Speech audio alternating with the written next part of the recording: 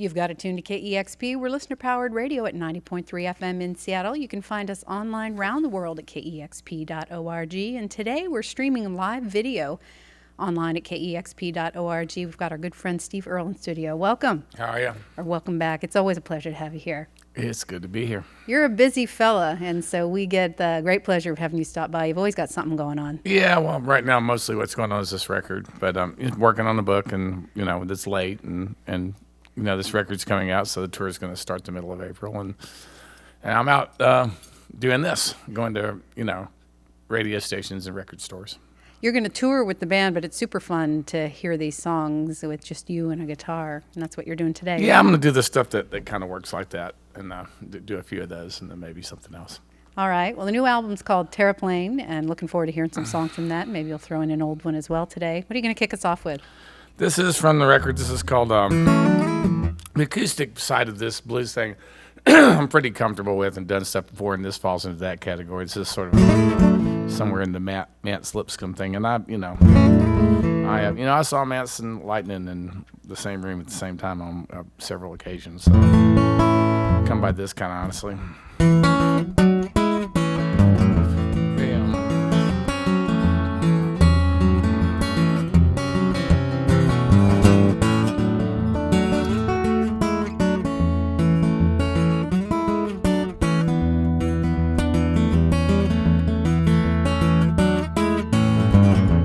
Standing on the corner, bleak and combined, money in my pocket and women on my mind. I'm free, can't nobody tie me down. Nothing ever worries me, ain't nobody's daddy now. Yeah, I see the women of the very finest kind, clacking on them highs like an engine down the line. I'm free, can't nobody tie me down. Nothing ever worries me, ain't nobody's daddy now.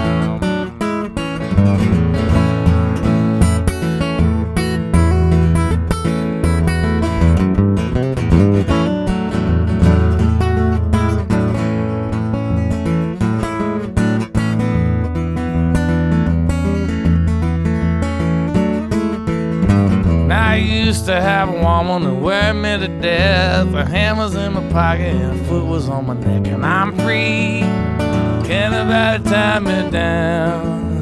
Nothing ever worries me, ain't nobody's daddy now. Got a baby on the east side, honey on the west. Got a woman up till her down to guys are best. And I'm free, can't nobody tie me down. Nothing ever worries me, ain't nobody's daddy now. Watch this, baby.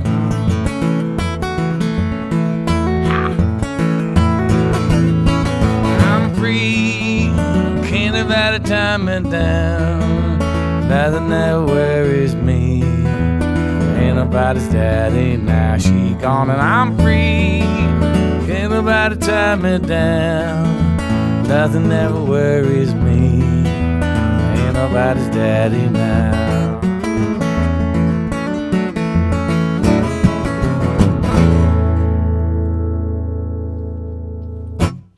It's Steve Earle live here in the KEXP studios and streaming live at KEXP.org. You can watch the session now. And that was Ain't Nobody's Daddy Now from the new album Terraplane from Steve Earle. And again, it's always so great to have you in studio. That sounded amazing. And you grew up in Texas, and you not only grew up listening to the blues, as you just mentioned, seeing Mance Lipscomb and Lightning Hopkins, you actually saw a lot of the blues greats. And a lot of people, blues is a serious thing in Texas. So no, there is no Los Angeles shuffle. There is no New York shuffle. There is only a Chicago shuffle and a Texas shuffle, and that's just the way it is. So it's a little bit of a daunting thing to think about making a blues record if you come from where I come from and know some of the people that I know. And I'm going to run into them at festivals, people that do this full time. So, it'll be interesting to see what they have to say about it. You've had stylistically a very diverse catalog of music over 3 decades, 30 years or more. And you've certainly touched on blues many times. You mentioned that you're fairly comfortable with acoustic blues, but This is a full-on blues album, and it's taken you a long time to make it. I think that would be surprising to some people. Is it the intimidation factor that you just mentioned? Well, there's some of it. I've got exactly the band to make this record right now. Chris Masterson cut his teeth on this stuff, and he really tries to avoid it in a lot of ways. It was worth it just to see Chris with a Strat in his hands, because he'd been avoiding that instrument and this kind of stuff for a long time. But it's you know, it was the right time for me to make a blues record on every level, and I had the band that could do it, so I did. I love how I've read some interviews where you've talked about it, not just recently but over the years, but you've said that blues doesn't cause, heartache and pain, but it's what helps you get through it. Yeah, that's what My Friend the Blues was about, and you can define the blues a lot of different ways. It's not like I've written a lot of songs that were called blues that wouldn't fit into the rules that I set for myself musically on this record, but they're still the blues, and that comes from a wider concept of the blues that comes to me from Townes Van Zandt. And but Townes, I saw Lightning, and was in the same room with him several times. Townes knew him and did the Lightning thing better than almost anybody else I saw as a guitar player. He really understood how it worked. You do it amazing. The record turned out great. I hope that you're as happy with it. Oh, I am. I'm thrilled with it. It's just like when I made the Bluegrass record, when you set out to do something like this record was sort of like, the blues are not easy, but there's certain rules that you work within, and it's like working with the 32 box, crayon box for your whole life, and limiting yourself to 6 crayons of your own choosing, and and making it, coming up with something that works from that, and something that more than works, something that says everything you want to say. And while it's not completely unfamiliar to you, obviously, this style, and even in playing, it must be nice after 30 years to do something new. Yeah, it's fun, and it's like, I'm playing. There's like 2 songs I'm just playing harp on and singing, which I've done a few times, but not, that was one of the things that sort of led me to this, was wanting to do that, play harp, through an amp, and I did it a couple of times on this record. And there's acoustic stuff and some stuff I'm playing electric guitar on. The album's called Terraplane. You got another song? Yep, I got. This is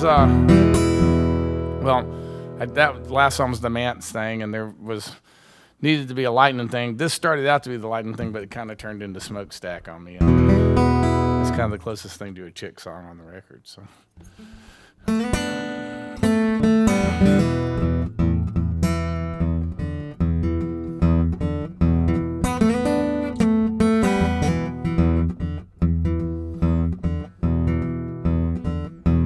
Hey, baby, lay your hair hang down. Hey, baby, lay your hair hang down.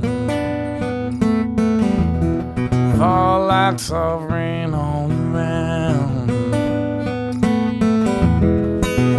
Hey, honey, put your lips on mine. Hey, honey, put your lips on mine. Like silk, sweet like wine. Never had another kiss taste like that. You're the best lover that I ever had. You're the best lover that I ever had. You're the best lover that I ever had.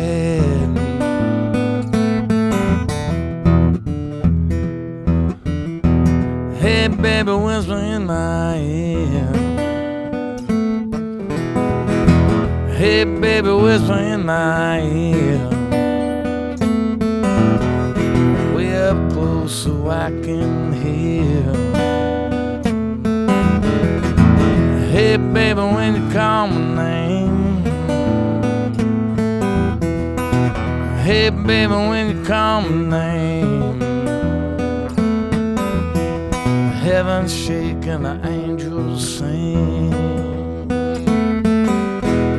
know it's a sin, but I want you bad. You're the best lover that I ever had. You're the best lover that I ever had. You're the best lover that I ever had.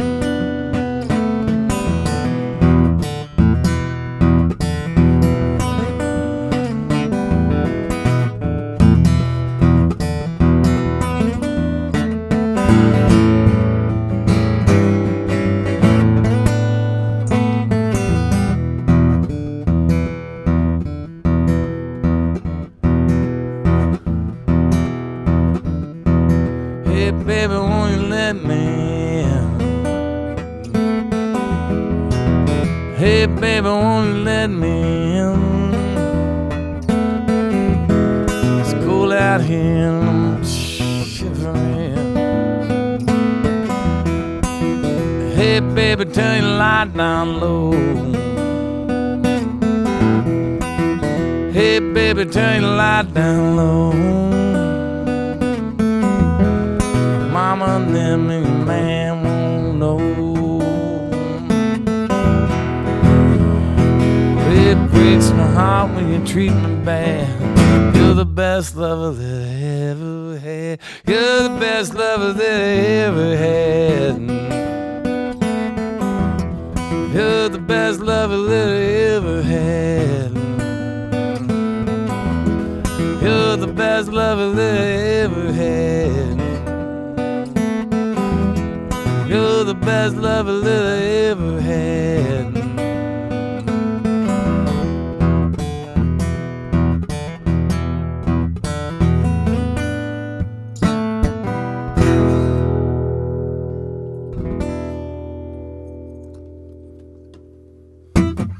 Ah, love it. We've got Steve Earle live in the KEXP studios. We're streaming live video at KEXP.org. The new album just out this week called Terraplane.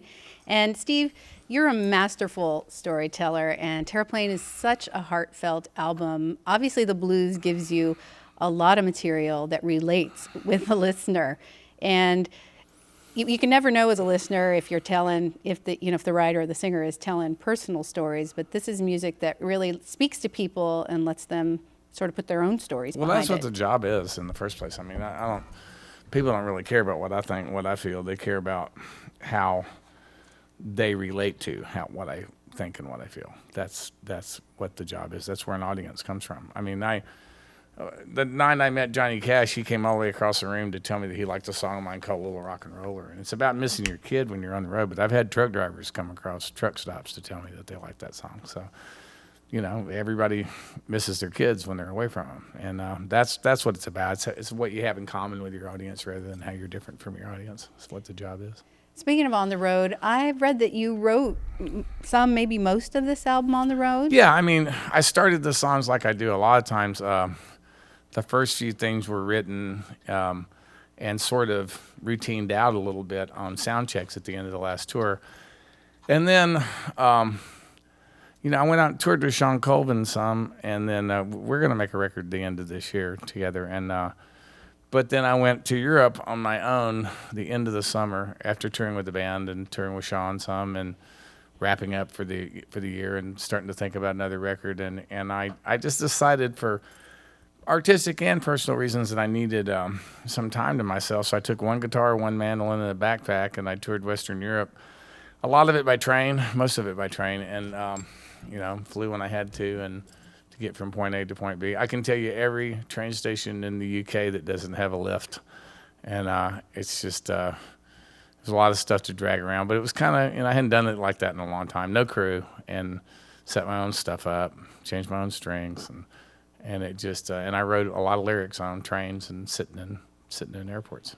Are you sort of a solitary person in that kind of environment, or are you the guy that sits down next to someone, ends up having dinner with someone? And I usually don't. I meet people every once in a while. I've got friends kind of all over the world, so I run into them. I spend a lot of time, even when I'm on the road with the band, I spend a lot of time by myself. It's one of those things that just, I don't drink, so everybody sort of vanishes on days off. I don't ever see anybody on a day off. I'm usually spend those by myself. You love to travel, though. I've spoken with you before about how much traveling inspires your writing and kind of gives you material. Well, sure it does. I mean, I love to travel, thank God. I spend most of my time doing it. Moving to New York was on purpose, though, because there'll come a day when I won't be able to travel as much, and that was part of it, was watching my dad get ill and then pass away, and his movements were limited so much the last few years of his life, and I had to ask myself, when I get my wings clipped, or if I get my wings clipped, did I want it to be in Nashville, Tennessee? And the answer was no, when I moved to New York 10 years ago. So the world will come to me there if I ever have to slow down. It's hard to believe it's been 10 years. I remember first talking to you when you just moved there. Yeah, it's 10 years. I love to hear that it suits you so well. Yeah, I love it. I don't know why I didn't go earlier, but I guess it wasn't time for me to go. Steve Earle's live here in the KEXP studios. We're streaming live at KEXP.org, and we would love to hear another song. We can do, this is the lightning thing.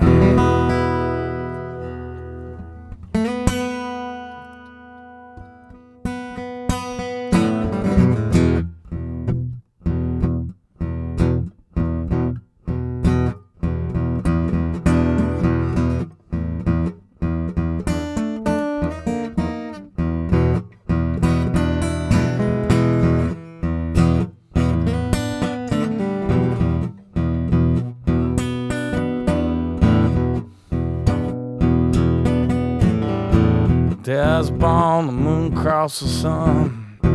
Mama cry, sweet Jesus, what have I done? Lord have mercy on my unfortunate son. Before I drew my second breath, Mama knew she just given birth to the king of the blues.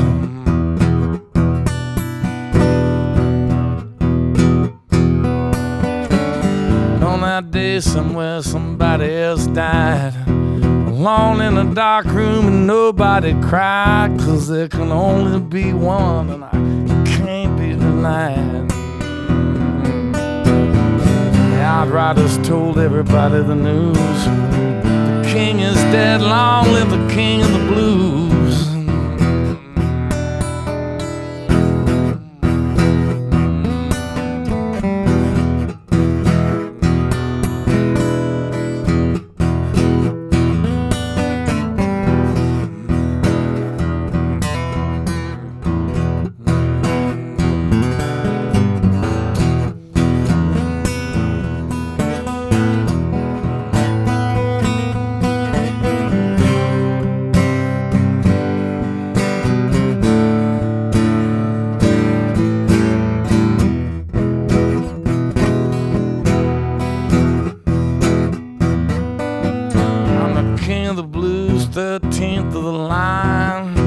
First in my name, last of my kind. One foot in the grave, one hand on the handle of time. Descended directly from St. John the Conqueror. I'm the Papa of the day and the king of the blues.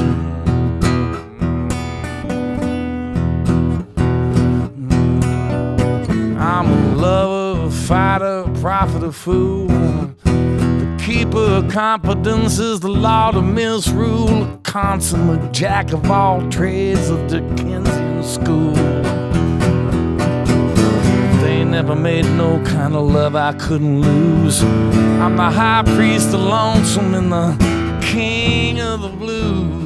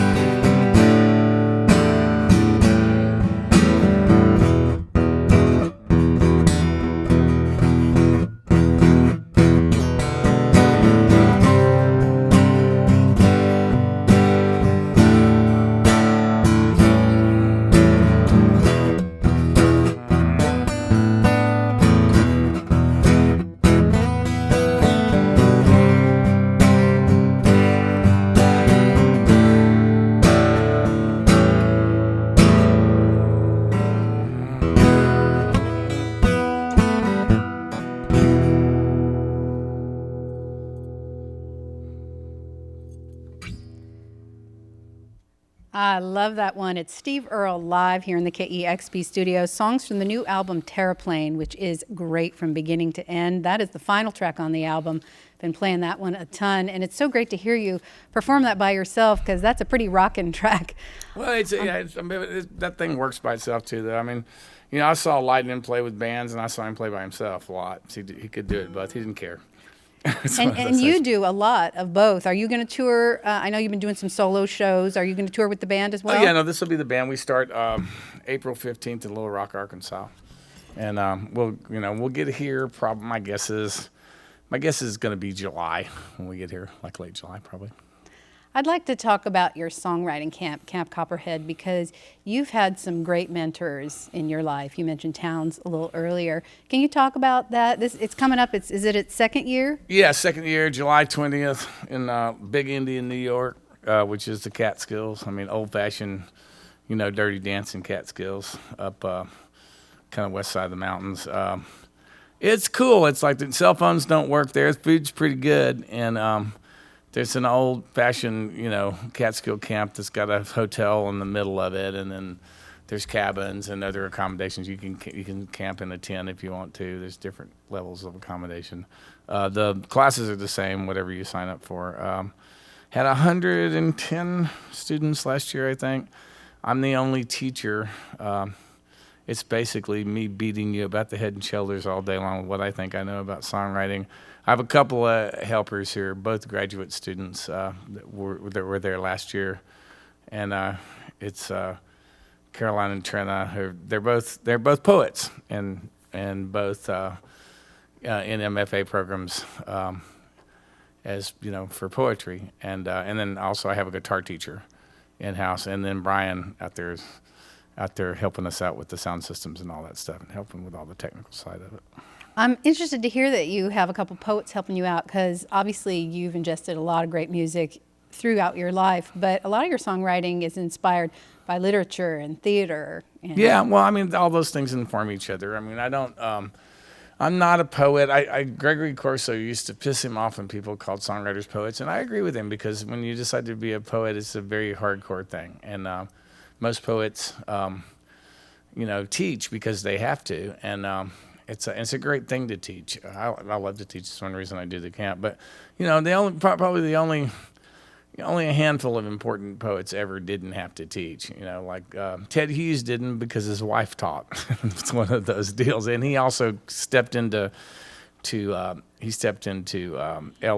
gig at BBC right after that. So he never really had to teach for very long. And but for the most part, Seamus Heaney taught, and Michael Longley taught, and Steve Earle teaches. I teach. Even Allen Ginsberg taught, at one point. And it's not, I think is the one person that, the real badass that came out of the beat movement, is Allen. He's the one that lived and left a body of work, and it still kind of blows my mind. And he died with a picture of Walt Whitman above his bed. When you're mentoring these kids, do you recommend, literature for them, things for them to read? Sure. I mean, there's kids, and we get lots of adults too. I wish I got more kids. We are offering, we all are offering 5 scholarships this year, and they're going to probably come in some way or form through the Americana Music Association is how they'll go out there. But they'll be on merit. I'm the judge. I'm gonna have some people wade through this stuff that they don't think that I got some people I kind of trust to wade through stuff that they don't think I'll want to listen to and consider, and because we'll get some. But it's a camp. It's not the only way I can afford to take the time to do this is in a camp format, and so you don't have to be a professional songwriter or wanting to be a professional songwriter. Everybody's showing up. Everybody's treated the same, whether I think they're going to grow up to be a great songwriter. The last time we had 110 people, we had probably 10 people that were real songwriters and either earning part of their living from it or ever any chance of them earning part of their living. And one incredible discovery, and one girl who I'm hoping I'm going to offer her one of the scholarships, and if she can come back, because she lives in Scotland. But it's one person I think is really special is going to probably turn out to be somebody you're going to hear about. But it's cool. I love doing it, and all of the other people, the people that some people would dismiss as hobbyists, pay for it for everybody else. So it's one of those things. So everybody gets treated equal, and it's an academic atmosphere. So everybody learns something from it. You at least learn to appreciate songwriting more than you did before you came. Well, you don't have to go on to do it for a living to want to delve into your passions if it's something that's rewarding for you. Yeah, it's an art form, and it's only been It's only been literature. There were lots of people that were certainly capable of writing literature that wrote songs. I mean, songs kind of started out that way, but then and it's kind of weird. It's going full circle. There was a time when the best songwriters went to Broadway, and I think we're going back to a time when the best songwriters are headed back to Broadway because it's the only place left in the songwriting business where there's any money. And when Broadway was where the most money was, it attracted the best writers as they grew up, and that stopped being Broadway and started being pop and rock music. Now that business is shrinking all the time, and I think it's going to come full circle and going back to Broadway. I'm certainly trying. I'm developing Washington Square Serenade into a musical intended for Broadway in the long run. I don't know where you find the time. You're doing that. I don't. I just keep doing stuff until I drop, and then you're working on a memoir. Is that right? Yeah, I am. I'm way behind on that. But I have days when I wake up and just don't feel like writing about myself all that much. I try to do it anyway, but it's hard. It makes the going kind of slow. Well, it seems like you can just do something else that day. Do you have a couple? Are there a couple films coming out that you were in? There's one out right now called The World Made Straight that I shot a couple of springs ago in Asheville, North Carolina. It's based on a novel by Ron Rash of the same title. It's me, Noah Wiley, Minka Kelly, Haley Osment, and Jeremy Irvine, who is the lead in it, who's English actor. He was in Warhorse, and he's really good. And it's a pretty good movie. It's available to download or on pay-per-view, on all the systems right now, as far as I know. And I think you can buy it on DVD as well. And I'm a bad guy in it. If you want to see me be something like my characters on Treme and The Wire, forget it. I got Minka tied to a bed for about half the movie, pimping her out for drug debts. I'm a pretty bad guy. You like acting, I can tell. I do. It's because it's a writing thing still. I mean, when you go out and when you have to commit to memory words that were written by, David Simon and Tim Blake Nelson, and you go out there and you have to commit them to memory and try to figure out what they mean enough to perform them as a character, you learn a lot about writing. It's so pleasurable to have you here in studio today. We got Steve Earle live on KEXP. You got time for one more song? Yeah, we can do this one, and that way I'll get out of here alive.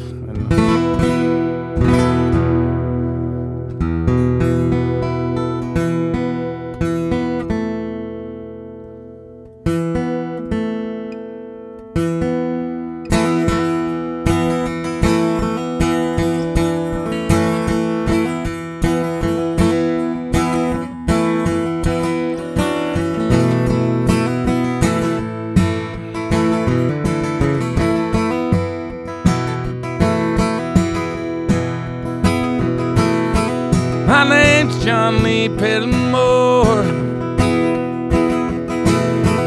Same as my daddy and his daddy before. Hardly ever saw Grand here. Homecoming 10 about twice a year. 500 pennies since copper line.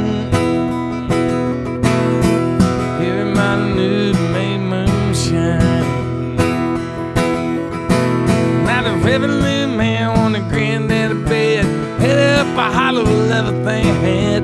From my time I've been told, never come back from Copperhead Road.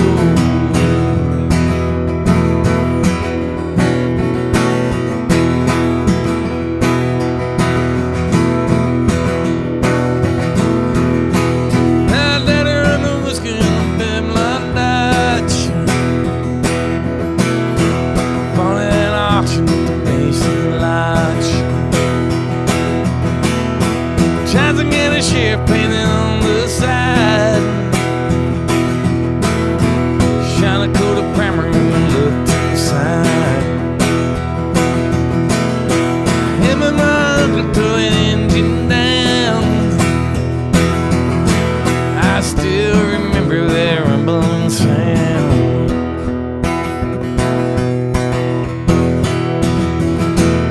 The sheriff come around in the middle of the night, and mama crying to someone right.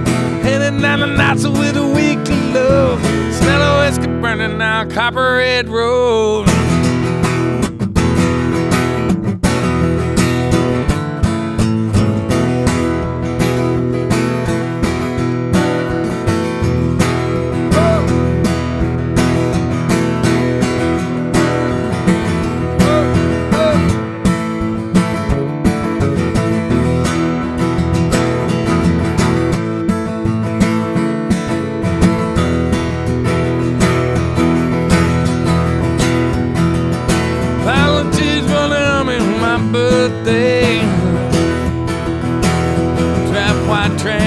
much around here anyway. Done 2 tours of duty in Vietnam. I'll come home with a brand new plan. I'll take seat from Colombia and Mexico. I plan her up a holler down Copperhead Road.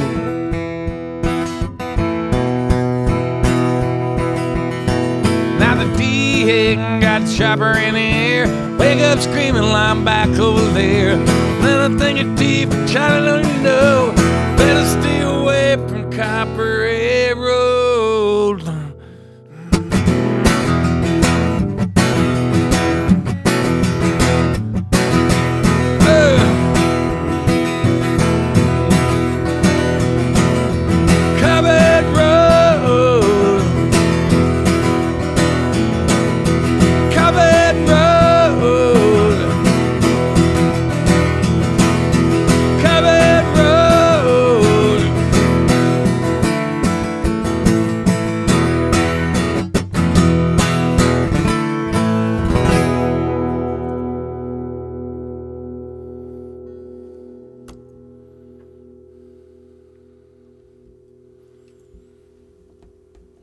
Never get tired of hearing that one. Copperhead Road from Steve Earle. He's live in our KEXP studios. The new album, Terraplane, out this week on New West Records. Steve, thank you so much for always being generous with your time with us. Thank you. We'll see you when we come around on the tour. We look forward to it. You've got it tuned to KEXP Seattle.